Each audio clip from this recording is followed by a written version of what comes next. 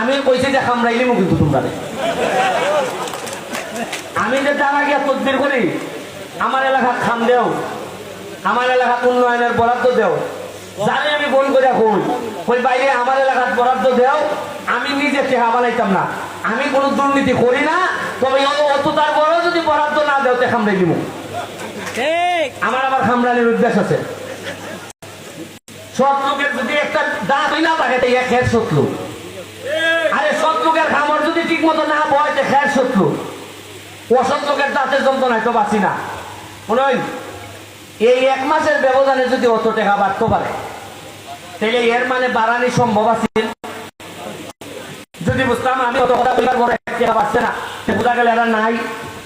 এর মানে হইল গিয়া বাংলাদেশটারও বঙ্গবন্ধুর সোনার বাংলা বানানো সম্ভব যদি এইসব বাটপারদেরকে ঠেকানো যায়।